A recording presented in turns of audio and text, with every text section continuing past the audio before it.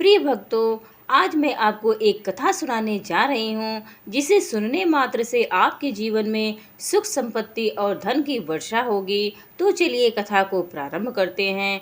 प्रिय भक्तों, संतान प्राप्ति के लिए घृष्णेश्वर ज्योतिर्लिंग की कथा एक बार अवश्य सुननी चाहिए। इस ज्योतिर्लिंग के बारे में पुराणों में यह कथा वर्णित है। दक्षिण देश में देवगिरी पर्वत के निकट सुधर्मा नामक एक अत्यंत तेजस्वी तपस्वी ब्राह्मण रहते थे। उनकी पत्नी का नाम सुदेहा था। दोनों में परस्पर बहुत प्रेम था और किसी प्रकार का कोई कष्ट नहीं था, लेकिन उनकी कोई संतान नहीं थी। ज्योतिष गणना से पता चला कि सुदेहा के गर्भ से संतान उत्पन्न नहीं हो सकती। सुदेहा संतान की बहुत इच्छुक थी और उसने सुधर्मा से अपनी छोटी बहन से दूसरा विवाह करने का आग्रह किया। पहले तो सुधर्मा को यह विचार पसंद नहीं आया, लेकिन अंत में वे पत्नी की जिद के आगे झुक गए। उन्होंने अपनी पत्नी की छोटी बहन घुस्मा से विवाह किया और उसे घर ले आए। घुस्मा अत्यंत विनम्र और सदाचारी स्त्री थी और भगवान शिव की अनन्य भक्त थी। वह प्रतिदिन 101 पार्थिव शिवलिंग बनाकर हृदय की सच्ची निष्ठा के साथ उनका पूजन करती थी। भगवान शिव की कृपा से थोड़े ही समय बाद उसके गर्भ से एक सुंदर और स्वस्थ बालक का जन्म हुआ। बच्चे के जन्म से सुदेहा और घुस्मा दोनों ही अत्यंत प्रसन्न थे और उनके दिन खुशी खुशी बीत रहे थे। लेकिन थोड़े ही दिनों बाद सुदेहा के मन में एक कुविचार ने जन्म ले लिया। वह सोचने लगी, इस घर में अब उसका कुछ भी नहीं है और सब कुछ घुस्मा का है। धीरे धीरे यह कुविचार उसके मन में बढ़ता गया। इधर घुस्मा का बालक भी बड़ा होकर जवान हो गया और उसका विवाह हो गया। एक दिन सुदेहा ने घुस्मा के युवा पुत्र को रात में सोते समय मार डाला और उसके शव को उसी तालाब में फेंक दिया जिसमें घुस्मा प्रतिदिन पार्थिव शिवलिंग को विसर्जित करती थी। सुबह होते ही सबको इस घटना का पता चला। पूरे घर में शोक छा गया। सुधर्मा और उसकी पुत्र वधू फूट फूट कर रोने लगे, लेकिन घुस्मा नित्य की भांति भगवान शिव की आराधना में तल्लीन रही। पूजा समाप्त करने के बाद वह पार्थिव शिवलिंग को तालाब में विसर्जित करने गई और जब वह लौट रही थी, उसी समय उसका पुत्र तालाब से निकलता हुआ दिखा और उसके चरणों में गिर पड़ा। उसी समय भगवान शिव भी वहां प्रकट हुए और घुस्मा से वर मांगने को कहा। भगवान शिव सुदेहा की घृणित करतूत से अत्यंत क्रोधित थे और अपने त्रिशूल से उसका गला काटने को तैयार थे। घुस्मा ने हाथ जोड़कर भगवान शिव से कहा, हे प्रभु, यदि आप मुझ पर प्रसन्न हैं तो मेरी उस अभागिन बहन को क्षमा कर दे। उसने अत्यंत जघन्य पाप किया है, किंतु आपकी दया से मुझे मेरा पुत्र वापस मिल गया है। अब आप उसे क्षमा करें। मेरी एक प्रार्थना और है, लोक कल्याण के लिए आप इस स्थान पर सर्वदा के लिए निवास करें। भगवान शिव ने उसकी दोनों बातें स्वीकार कर ली और ज्योतिर्लिंग के रूप में प्रकट होकर वहीं निवास करने लगे। सती शिव भक्त घुस्मा के आराध्य होने के कारण वे यहाँ घुस्मेश्वर महादेव के नाम से प्रसिद्ध हुए। घुस्मेश्वर ज्योतिर्लिंग की महिमा पुराणों में बहुत विस्तार से वर्णित की गई है। प्रिय भक्तों, यह कहानी बहुत वर्षों पहले एक नगर की है जहाँ चंद्रसेन नामक राजा शासन करते थे। वह एक बहुत ही नेक दिल और अपनी प्रजा को खुश रखने वाले राजा थे। यदि किसी को कोई समस्या होती तो राजा तुरंत उसका समाधान कर देते थे। धन संपत्ति और अपार सम्मान होने के बावजूद राजा की पत्नी बहुत दुखी रहती थी, क्योंकि वह लंबे समय से संतान प्राप्ति की आकांक्षी थी, जो अब तक पूरी नहीं हो पाई थी। राजा भी इस दुख को महसूस करते थे, परंतु उन्होंने कभी इसे अपने ऊपर हावी नहीं होने दिया और पूरे राज्य की सेवा में समर्पित रहे। एक दिन चंद्रसेन राजा के राज्य में एक सिद्ध साधु भ्रमण पर आए। वे गांव-गांव घूमकर लोगों से पूछने लगे कि वे कितने सुखी हैं। हर किसी का उत्तर एक ही था कि हमारे राजा बहुत अच्छे हैं और पूरी प्रजा को खुश रखते हैं। सबकी बात सुनकर साधु राजा के पास पहुँचे। राजा को प्रणाम करके साधु बोले, हे राजन, तुम्हारे राज्य में हर कोई खुश है, यह देखकर मुझे बहुत अच्छा लग रहा है। तुम्हारे काम से प्रसन्न होकर मैं तुम्हें एक टोकरी दे रहा हूँ। ध्यान रखना, यह कोई साधारण टोकरी नहीं है। इसमें जो भी डालोगे वह चीज़ 1 से 2 बन जाएगी। इतना कहकर साधु वहां से चले गए। राजा टोकरी लेकर सीधे रानी के पास पहुंचे और साधु की सारी बातें बताई। राजा की बात सुनकर रानी ने अपने हाथ से कंगन उतारकर टोकरी में डाल दिया। देखते ही देखते कंगन 1 से 2 हो गए। यह देखकर राजा और रानी दोनों हैरान और खुश हुए। दोनों के मन में विचार आया, अब राज्य में किसी चीज की कमी नहीं होगी और प्रजा की खुशी दोगुनी हो जाएगी। इस टोकरी से हम अपनी प्रजा की और भी सेवा कर सकेंगे। कुछ दिनों बाद सत्या नामक एक व्यक्ति अपने परिवार के साथ राजा और रानी से मिलने आया। उसके पास उसकी पत्नी और नवजात शिशु भी थे। सत्या ने सबसे पहले राजा और रानी को प्रणाम किया और बताया कि वे उन्हीं के नगर के निवासी हैं। उन्होंने कहा, आपके संतान न होने का दुख हमसे सहा नहीं जा रहा है, इसलिए हम अपने इस शिशु को आपको देने के लिए आए हैं। इस वक्त से ही आप दोनों मेरे पुत्र के माता पिता हैं। सत्या की बात पर राजा कुछ कह पाता, इससे पहले ही रानी ने नवजात शिशु को अपनी गोद में उठा लिया। रानी ने सुधा को धन्यवाद दिया। इन सब के बीच राजा कुछ कह नहीं पाए। राजा को पुत्र प्राप्ति की खुशी तो थी, लेकिन वे सत्या और सुधा के लिए चिंतित भी थे। राजा को पता था कि संतान न होने से भी अधिक दुख उसे पैदा करके किसी को दे देने से होता है। इतना सब कुछ सोचने के बाद राजा कुछ देर बाद रानी को समझाते हैं कि हम किसी बच्चे को उसके माता पिता से अलग नहीं कर सकते हैं। राजा और रानी की बातें सुनकर सत्या और सुधा ने हाथ जोड़कर पुत्र को रखने की प्रार्थना की। इस तरह राजा और रानी दोनों ही सत्या और सुधा की बातें सुनकर हैरान हो गए। तब राजा ने सीधे सत्या से पूछा, आखिर क्या बात है? तुम अपने बच्चे को अपने साथ रखने की बात सुनकर दुखी हो जाते हो। साफ साफ कहो, क्या परेशानी है? राजा की बातों का जवाब देते हुए सत्या ने कहा, महाराज, हमें साफ साफ बताया गया है कि अगर हमारा बच्चा 10 दिन हमारे पास रहेगा तो 11वें दिन उसकी मृत्यु हो जाएगी। आज हमारे बच्चे को हमारे साथ 11 दिन हो गए हैं। अगर हम कल इसे अपने पास रखेंगे तो इसकी मृत्यु हो जाएगी। राजा ने इस बारे में सोचने के लिए थोड़ा समय मांगा और सत्या व सुधा को कुछ देर राजमहल में आराम करने के लिए कहा। फिर राजा भी इस बारे में सोचने के लिए अपने कक्ष में गए और रानी बच्चे को गोद में लेकर राजा के पीछे चलने लगी। कक्ष में पहुंचकर रानी ने राजा से पूछा, आप आखिर इतने परेशान क्यों हैं? तब राजा ने कहा, मेरे राज्य में रहने वाला कोई भी परिवार मुझे अपनी संतान देकर सारी जिंदगी रोता रहे, यह मुझे हरगिज मंजूर नहीं है। राजा की बात सुनकर रानी भी इस बारे में सोचने लगी। तभी रानी ने कहा, क्यों न हम इस बच्चे को टोकरी में डालकर 1 से 2 कर लें, फिर इस बच्चे को हम रख लेंगे और दूसरे बच्चे को सुधा व सत्या को सौंप देंगे। राजा यह सुनकर खुश हो गए और जल्दी से बच्चे को टोकरी में रख दिया। टोकरी में रखते ही वह नवजात 1 से 2 हो गए। फिर रानी ने जिस नवजात को टोकरी में रखा था उसे उठाया और राजा ने दूसरे बच्चे को उठाया।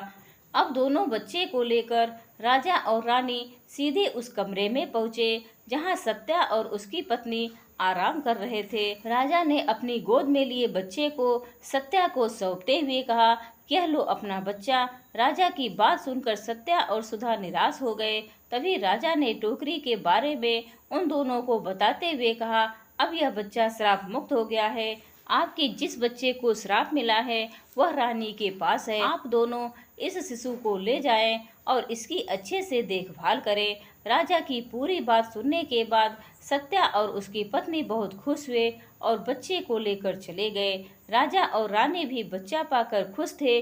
उन्होंने खूब अच्छी तरह से बच्चे का पालन पोषण किया। वह बच्चा भी बड़ा होकर एक अच्छा राजकुमार बना और माता पिता व राज्य का नाम रोशन किया। प्रिय भक्तों, एक समय की बात है जब माता पार्वती भगवान शिव से मिलने के लिए जाती हैं और उनसे कहती हैं, प्रभु, आज मैं आपसे 3 प्रश्नों का उत्तर जानने आई हूँ। भगवान शिव कहते हैं, हे देवी, तुम निश्चिंत होकर अपने तीनों प्रश्न मुझे बताओ, मैं अवश्य उत्तर दूंगा। माता पार्वती ने कहा, प्रभु, मेरा पहला प्रश्न यह है कि वह कौन सी स्त्री है जिसके भाग्य में पुत्र की प्राप्ति नहीं होती है और वह जीवन भर निसंतान रहती है। दूसरा प्रश्न यह है वह कौन सी स्त्री है जो समय से पहले ही विधवा हो जाती है और बिना पति के दुखी जीवन व्यतीत करती है। और मेरा तीसरा प्रश्न यह है, वह कौन सी स्त्री है जो पति के होते हुए भी दुखी जीवन जीती है और उसे कभी अपने जीवन में सुख की प्राप्ति नहीं होती है। भगवान शिव माता पार्वती के तीनों प्रश्नों को सुनकर बोले, हे देवी, मैं तुम्हें एक कथा सुनाता हूँ जिसे सुनकर तुम्हें तुम्हारे प्रश्नों का उत्तर मिल जाएगा। माता पार्वती ने कहा, हे प्रभु, आप कथा सुनाइए, मैं पूरे मन से सुनूंगी। भगवान शिव ने कथा सुनाना प्रारंभ किया। एक समय की बात है, एक गांव में एक सेठ रहता था जिनके दो बेटे थे। दोनों की शादी हो चुकी थी। सेठ और उसकी पत्नी बहुत दुष्ट स्वभाव के थे। सेठ का बड़ा बेटा और उसकी पत्नी भी दुष्ट स्वभाव के थे, लेकिन छोटा बेटा और उसकी पत्नी बहुत अच्छे स्वभाव के थे। छोटी बहू अकेले ही घर का सारा काम करती थी और सबके कपड़े भी धोती थी। इतने सब करने के बाद भी सेठ की पत्नी और बड़ी बहू हमेशा उसका अपमान करती रहती थी। सेठ की बड़ी बहू का एक बेटा था, जबकि छोटी बहू को एक पुत्री थी। सेठ की पत्नी हमेशा उस पुत्री को लेकर छोटी बहू को ताने मारती रहती थी। फिर भगवान शिव ने कथा को आगे बढ़ाते हुए कहा, हे देवी, अब मैं उस सेठ की छोटी बहू की कहानी विस्तार से समझाता हूँ, क्योंकि उस कहानी से तुम्हें तुम्हारे पहले प्रश्न का उत्तर मिल जाएगा कि वह स्त्री कौन सी है जिसके भाग्य में कभी पुत्र की प्राप्ति नहीं होती है। सेठ की पत्नी का स्वभाव बहुत ही दुष्ट था, जिससे घर के सभी लोग बहुत परेशान थे। वह अपनी छोटी बहू को बहुत सताया करती थी। छोटी बहू घर का सारा काम करती थी, लेकिन सेठ की पत्नी हमेशा उसे परेशान करती और डांटती रहती थी। एक दिन जब छोटी बहू घर में झाड़ू लगा रही थी, तो सेठ की पत्नी ने कहा, इतनी देर हो गई, अभी तक झाड़ू नहीं लगाया। मैं मंदिर जा रही हूँ और जब लौटूंगी तो खाना तैयार होना चाहिए। आते ही मैं खाना खाऊंगी। छोटी बहू बेचारी घर की साफ सफाई करके खाना बनाने में लग गई। खाना बनाते समय वह मन में सोच रही थी, मैं इतना काम करती हूँ, फिर भी मेरी सास मुझे हमेशा डांटती और परेशान करती रहती हैं और कभी भी प्रेम से बात नहीं करती। इसी बीच दरवाजा खटखटाने की आवाज़ आई। छोटी बहू ने सोचा कि अभी तो खाना तैयार भी नहीं हुआ है और लगता है मेरी सासू माँ आज जल्दी मंदिर से वापस आ गई हैं। उसने दरवाज़ा खोला तो देखा कि एक साधु महाराज खड़े हैं। साधु महाराज ने कहा, बेटी, मुझे बहुत भूख लगी है, कुछ भोजन करा दो। छोटी बहू ने उत्तर दिया, महाराज, मैं आपको भोजन तो करा देती, लेकिन मेरी सास बहुत दुष्ट स्वभाव की हैं, वे मुझे बहुत डांटेंगी। अभी वे मंदिर गई हैं और जल्द ही लौट आएंगी। यदि उन्होंने मुझे आपको भोजन कराते हुए देख लिया तो मुझे बहुत मारेंगी, इसलिए मैं आपको भोजन नहीं करा सकती। साधु ने कहा, बेटी, थोड़ा सा ही भोजन करा दो, मैंने सुबह से कुछ नहीं खाया है। साधु की यह बात सुनकर छोटी बहू को दया आ गई और उसने कहा, महाराज, आप अंदर आ जाइए, मैं आपको भोजन देती हूँ। तो फिर साधु अंदर आ गए और छोटी बहू ने उन्हें भोजन दिया। साधु भोजन कर ही रहे थे कि अचानक छोटी बहू की सास मंदिर से घर आ गई। साधु को भोजन करते देख बोली, यह मेरा घर है, कोई भोजनालय नहीं जहाँ हर कोई आकर भोजन कर सके। तुमने इस साधु को भोजन क्यों दिया? क्या अन्न मुफ्त में आता है जो हर किसी को अपने घर में बैठाकर खिलाती रहती हो? यह कहते हुए सास ने साधु को धक्के मारकर बाहर निकाल दिया और उसका खाना उठाकर बाहर फेंक दिया। फिर छोटी बहू से कहने लगी, तूने साधु को भोजन क्यों कराया? अन्न कितना महंगा आता है, तुझे पता नहीं घर के लोग क्या खाएंगे? छोटी बहू डरते हुए बोली, साधु बहुत भूखा था, इसलिए मैंने उसे भोजन दिया है और मैंने अपने हिस्से का भोजन दिया है, इसलिए आज मैं भोजन नहीं करूंगी। इतना गुस्सा क्यों होती हो? भोजन तो मैंने अपने हिस्से का ही दिया है।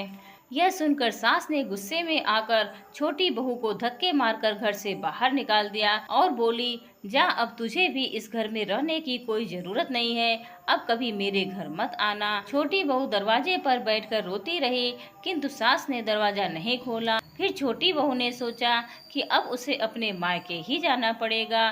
छोटी बहू अपने मायके जाने लगी और रास्ते में एक घना जंगल पड़ा। भूखी प्यासी छोटी बहू मायके जा ही रही थी, तभी बारिश होने लगी वह जंगल में एक पेड़ के नीचे बैठ गए, लेकिन बारिश की बूंदें उसे भिगो रही थी। उसने एक और बड़ा पेड़ देखा और बारिश से बचने के लिए उसके नीचे बैठ गई और रोने लगी।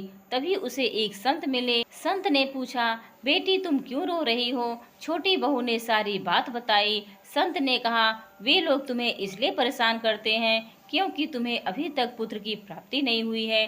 लेकिन चिंता मत करो, मैं तुम्हें एक पर्ची देता हूँ जिससे पुत्र प्राप्ति का उपाय लिखा है। संत ने उसे एक पर्ची दी और कहा, इसमें लिखे उपाय को यदि तुम पूरी निष्ठा से करोगी तो तुम्हें पुत्र की प्राप्ति अवश्य होगी। इतना कहकर संत वहां से चले गए। छोटी बहू ने सोचा, यदि मुझे पुत्र हो जाएगा तो मुझे ससुराल में बहुत सम्मान मिलेगा और मेरी सास मेरी इज्जत करेंगी।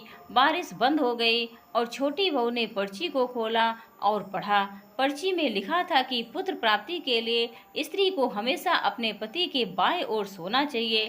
मासिक धर्म शुरू होने के प्रथम 4 दिनों में स्त्री और पुरुष के मिलन से पुरुष रोग प्राप्त होता है, इसलिए इन दिनों मिलन नहीं करना चाहिए। 5वें दिन मिलन से कन्या की प्राप्ति होती है, 6ठे दिन मिलन से पुत्र की प्राप्ति होती है, 7वें दिन मिलन से बाज पुत्री होती है और 10वीं रात्रि में मिलन करने से अति श्रेष्ठ पुत्र की प्राप्ति होती है। और फिर उस पर्ची में लिखी सारी बातें पढ़कर छोटी बहू सोचने लगी, अब मैं इसी जंगल में रहूंगी। उसने जंगल में ही एक कुटिया बनाई और वहीं रहने लगी। कुछ समय बाद उसका पति उसे ढूंढते हुए उसी जंगल में आ पहुंचा और कहा, तुम घर चलो। छोटी बहू ने उसे पर्ची में लिखी सारी बातें बताई और कहा, अब मैं यहीं रहूंगी जब तक मुझे पुत्र की प्राप्ति नहीं हो जाती। यह सुनकर उसका पति भी उसके साथ जंगल में ही रहने लगा। मासिक धर्म के दौरान छोटी बहू ने मासिक धर्म की 10वीं रात्रि में अपने पति के साथ मिलन किया और गर्भवती हो गई। सुबह स्नान करके छोटी बहू पूजा पाठ करने बैठी थी, तभी उसका पति लकड़ी काटने के लिए चला गया। फिर भयंकर तूफान आया जिससे उसकी झोपड़ी उड़ गई और भारी बारिश होने लगी। बारिश से बचने के लिए छोटी बहू ने एक बड़े पेड़ के नीचे जाकर बैठ गई। उस पेड़ पर 2 राक्षसी रहती थी जो उस समय बाहर गई हुई थी। थोड़ी देर बाद वे दोनों राक्षसियां यहाँ पेड़ पर आकर बैठ गई और छोटी बहू नीचे बैठी रही। राक्षसियों ने आपस में कहा, चलो सोने के टापू पर चलते हैं। दूसरी ने पूछा, पर जाएंगे कैसे? पहली राक्षसी बोली, इस पेड़ को उड़ा देती हूँ, इसी से चलेंगे। इतना कहकर वे दोनों राक्षसियाँ पेड़ पर बैठकर सोने के टापू की ओर निकल पड़ी और छोटी बहू भी पेड़ की जड़ पर बैठी होने के कारण उनके साथ उड़ने लगी। राक्षसियों को यह पता नहीं था कि पेड़ के नीचे एक औरत भी है। कुछ देर में वे दोनों राक्षसियां सोने के टापू पर पहुंच गई और उन्हें भूख लगी तो वे शिकार करने के लिए पेड़ से उतरकर चली गई। छोटी बहू ने पेड़ की जड़ से उतरकर सोने के टापू पर पैर रखा और देखा कि वहां सब सोना ही सोना है। उसने जल्दी से अपनी साड़ी के आंचल में जितना सोना भर सकती थी भर लिया और फिर दोबारा से पेड़ की जड़ पर जाकर बैठ गई। कुछ देर बाद दोनों राक्षसियां शिकार करके वापस आ गई और पेड़ के नीचे बैठ गई। फिर वे आपस में कहने लगी, चलो अब यहाँ से चलते हैं, और पेड़ को लेकर वापस उसी स्थान पर पहुँच गई। छोटी बहू तब तक चुपचाप पेड़ की जड़ पर बैठी रही जब तक वे दोनों राक्षसियां वहां से चली नहीं गई। फिर भगवान शिव ने माता पार्वती से कहा। कुछ देर बाद दोनों राक्षसियां वहां से चली गई और छोटी बहू उस सोने को लेकर पेड़ के नीचे आ गई। उसने सोचा, मैं यह सारा सोना लेकर घर जाऊंगी, मेरी सास खुश हो जाएगी और मुझे परेशान करना बंद कर देगी, साथ ही मुझसे घर का काम भी नहीं कराएगी। जब छोटी बहू यह सोच ही रही थी तभी उसका पति जंगल से लकड़ी काटकर वापस आ गया। उसने छोटी बहू से पूछा, इतना सारा सोना तुम कहाँ से लाई हो? छोटी बहू ने उसे राक्षसियों वाली सारी बात बताई और कहा, चलो अब हम घर चलते हैं। उसका पति बोला, ठीक है, और दोनों घर चले गए। घर पहुंचते ही छोटी बहू ने अपनी सास को सारा सोना दे दिया। इतना सारा सोना देखकर उसकी सास बहुत खुश हुई और पूछने लगी, तुम इतना सारा सोना कहाँ से लाई हो? छोटी बहू ने अपनी सास को राक्षसियों वाली सारी बात बताई। उसकी सास ने सारा सोना ले लिया और फिर कहने लगी, इतने सोने से क्या होगा? जब वहाँ पर बहुत सारा सोना था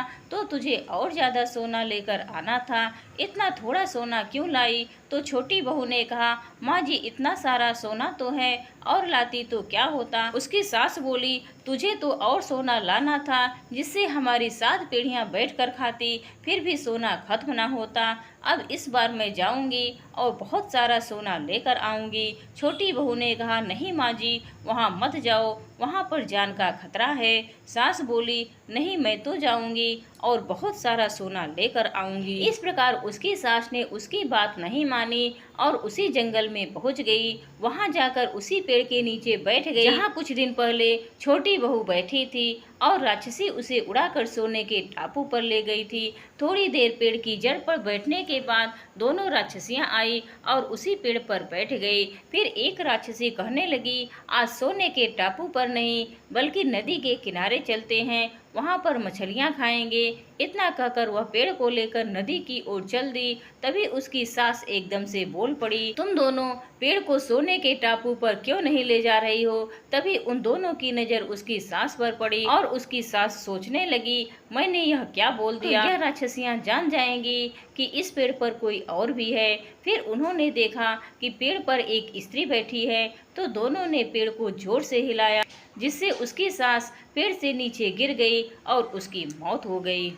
उसके बाद जब उसके घर वालों को उसकी मौत का पता चला तो सभी लोग वहां पहुंच गए और छोटी बहू कहने लगी, मैंने सासू माँ को समझाया था कि वहां पर मत जाओ, फिर भी वह सोने के लालच में चली गई और अब उनके लालच का फल उन्हें मिल गया। प्रिय भक्तों, भगवान शिव कहते हैं, इस तरह उसकी सास की मौत हो गई, इसलिए हमें लालच नहीं करना चाहिए। कुछ समय बाद छोटी बहू को एक पुत्र हुआ और वह बहुत खुश थी। उसने अपने घर में एक दावत रखी जिसमें उसने बहुत से पंडितों और संत महात्माओं को भोजन कराया। सभी संत महात्माओं ने उसे आशीर्वाद दिया। उधर सेठ के बड़े बेटे की बहू, जो हमेशा छोटी बहू को ताने मारती थी, उसका मुंह हमेशा के लिए बंद हो गया। भगवान शिव माता पार्वती से कहते हैं, अब मैं तुम्हें तुम्हारे प्रश्नों के उत्तर देता हूँ। तुम्हारा पहला प्रश्न था, कौन सी स्त्री के भाग्य में पुत्र की प्राप्ति नहीं होती और वह जीवन भर निसंतान रहती है। जो स्त्रियां संत द्वारा दिए गए निर्देशों के विपरीत कार्य करती हैं, उनके भाग्य में पुत्र की प्राप्ति नहीं होती है। जो स्त्रियां अपने पति का आदर नहीं करती और उनसे हमेशा लड़ाई झगड़ा करती रहती हैं, उनके भी भाग्य में पुत्र की प्राप्ति नहीं होती है। इसलिए प्रत्येक स्त्री को अपने पति का आदर और सम्मान करना चाहिए। तुम्हारा दूसरा प्रश्न था, कौन सी स्त्री समय से पहले ही विधवा हो जाती है और बिना पति के दुखी जीवन जीती है। जो स्त्रियां पति के होते हुए भी सिंदूर और मंगलसूत्र नहीं पहनती हैं तथा पति की बात नहीं मानती हैं और पराये मर्दों से संबंध बनाती हैं, वे समय से पहले विधवा हो जाती हैं। इसलिए एक शादीशुदा स्त्री को पतिव्रता जीवन जीना चाहिए। तुम्हारा तीसरा प्रश्न था, कौन सी स्त्री पति के होते हुए भी दुखी जीवन जीती है और उसे अपने जीवन में सुख की प्राप्ति नहीं होती है। जो स्त्रियां सुबह देर से उठती हैं, बिना स्नान किए भोजन बनाती हैं, पूजा पाठ नहीं करती और पति के बिना आज्ञा के कहीं भी चली जाती हैं, वे कभी सुखी जीवन नहीं जीती हैं। इसलिए एक पतिव्रता स्त्री को हमेशा चरित्रवान रहना चाहिए। प्रातःकाल उठकर स्नान कर पूजा पाठ करके भोजन तैयार करना चाहिए, जिससे घर में सुख शांति आए। प्रेम से बोलिए हर हर महादेव। इस वीडियो को बोलते समय कोई भी त्रुटि हो तो मैं क्षमा चाहती हूँ। उम्मीद है आप सभी को ये वीडियो अच्छी लगी होगी। श्री शिवाय नमस्तुभ्यम।